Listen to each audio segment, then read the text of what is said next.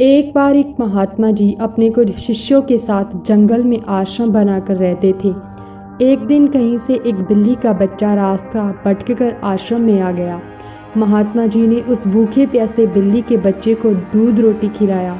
वह बच्चा वही आश्रम में रहकर पलने लगा, लेकिन उसके आने के बाद महात्मा जी को एक समस्या उत्पन्न हो गई कि जब वह ध्यान में बैठते थे तो वह बच्चा कभी उनकी गोद में चढ़ जाता, कभी कंधे या सिर पर बैठ जाता।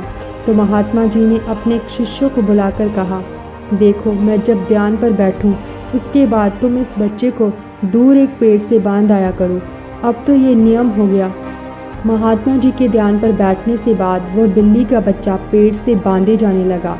एक दिन महात्मा जी की मृत्यु हो गई तो उनका एक प्रिय काबिल शिष्य उनकी गद्दी पर बैठ गया। वह भी जब ध्यान पर बैठता तो उसके बाद बिल्ली का बच्चा पेड़ पर बांधा जाता।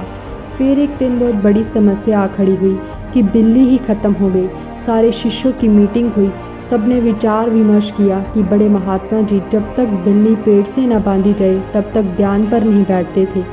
इसीलिए पास के गांव से कहीं से भी एक बिल्ली लाई जाए। आखिरकार काफ़ी ढूंढने के बाद एक बिल्ली मिली, जिसे पेड़ पर बांधने के बाद महात्मा जी ध्यान पर बैठे।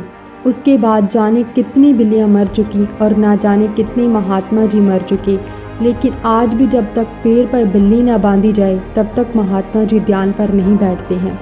कभी उनसे पूछो तो कहते हैं, यह तो परंपरा है, हमारे पुराने सारे गुरुजी करते रहे, वह सब गलत तो नहीं हो सकते। कुछ भी हो जाए, हम अपनी परंपरा नहीं छोड़ सकते। इसीलिए हमें भी किसी भी बात को सोच समझकर मानना चाहिए।